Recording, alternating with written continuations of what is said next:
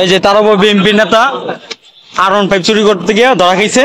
আমাদের এই যে যাত্রাবাড়ি থানার সামনে আছে এখন বিএনপি নেতা রূপগঞ্জ থানার। আপনি শিওর কি না আইডি কার্ড দেন? হ্যাঁ আছে আছে, আইডি কার্ড আছে, সবকিছু আছে। লইছেন? হ্যাঁ হ্যাঁ হ্যাঁ। এগুলা বুয়া বুয়া, এগুলা বুয়া, এগুলা বুয়া। মিষ্টির শিরা দিয়া তার জ্ঞান ফিরেতে আছে। এমন T20 ম্যাচ খেলছে, প্রথম অংশটা দেখাইতে পারলাম না। বিএনপির নেতা R15 চুরি করতে গেছে, পরে কট খাইছে। সাধারণ জনগণ এমন T20 খেলছে ঢাকা রাজধানীতে, যাত্রাবাড়ি থানা অলরেডি আপনারা দেখতে আছেন ভিডিও স্ক্রিনে। সেই রকম খেলা খেলছে, খেলার পরে বেচারার জ্ঞান হারাই ফেলছে।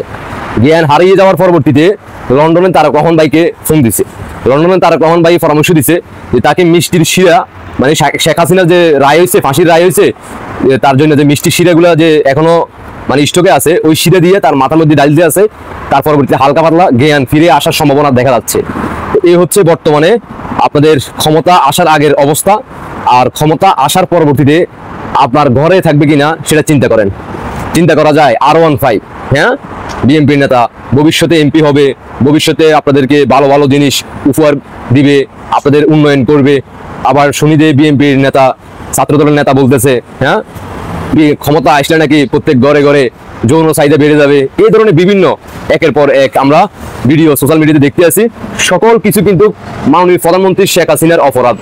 মাননীয় প্রধানমন্ত্রী শেখ হাসিনার অপরাধ কি জানেন? এগুলোর জন্য মাননীয় প্রধানমন্ত্রী শেখ হাসিনা দায়ী। কারণ হচ্ছে মাননীয় প্রধানমন্ত্রী শেখ হাসিনা এমন একটা কাজ করে দিয়েছে যে ডিজিটাল বাংলাদেশ করার কারণে মহাকাশে যখন বঙ্গবন্ধু স্যাটেলাইট পাঠাইছিল, তখন রাজাকারপন্থী বিএনপি সহ যারা পাকিস্তান প্রেমিক তারা এটাকে মানে সমর্থন জানায় নাই। তারা এই বঙ্গবন্ধু স্যাটেলাইট কেন পাঠাইছে এটার জন্য তারা প্রতিবাদ করছিল। দেশের অর্থ নষ্ট হয়ে গেছিল। কিন্তু কেন তারা প্রতিবাদ করছে জানেন? এই কারণে, কারণ বঙ্গবন্ধু স্যাটেলাইট মহাকাশে পাঠানোর কারণে আপনার হাতে আমার হাতে স্মার্টফোন, মানে আমরা সোশ্যাল মিডিয়া ইউজ করতেছি।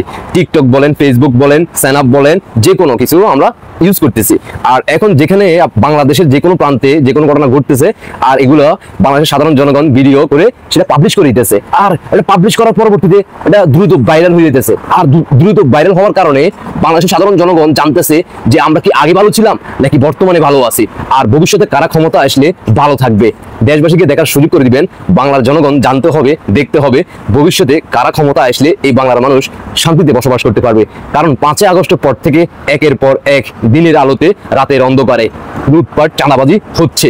আর যেখানে তারা আছে সেখানে তো আর কোনো কথাই নাই। তার এলাকায় তারা শান্তিতে বসবাস করতে পারতেছে না সাধারণ জনগণ। আর বহিরাগত লোকেরা যদি তার এলাকায় বসবাস করতে যায়, কোনো কারণবশত চাকরি সুবাদে অথবা যে কোনো কাজে যায়, তাহলে তাদের নিরাপত্তা কতটুকু একবার নিজের বিবেককে প্রশ্ন করেন। 5 আগস্টের পর থেকে কিন্তু আপনারা একের পর এক ম্যাজিক দেখতে আছেন। লন্ডন প্রবাসী তারেক রহমান ভাই দৃষ্টি আকর্ষণ করে বলবো, আপনি কখন দেশে আসবেন? আপনাদের বারবার ডেট ফিসেছেন, এটার জন্য আমরা আন্তরিকভাবে দুঃখিত। আমরা আর অপেক্ষা করতে পারতেছি না। এই ট্যাক্স আপনি যখন লন্ডনে পাঠাইতেছে 10%, সেটা যদি আপনি সরাসরি বাংলাদেশে পেয়ে যান, তাহলে বাংলাদেশে আরো একটু আপনাদের অর্থনৈতিক চাঙ্গা হবে। আশা করি বুঝতে পারছেন। আল্লাহ হাফেজ। ইনকলাব জিন্দাবাদ, পাকিস্তান জিন্দাবাদ, জাতীয়তাবাদী জিন্দাবাদ। এভাবে হয়ে যাবে। জয় বাংলা।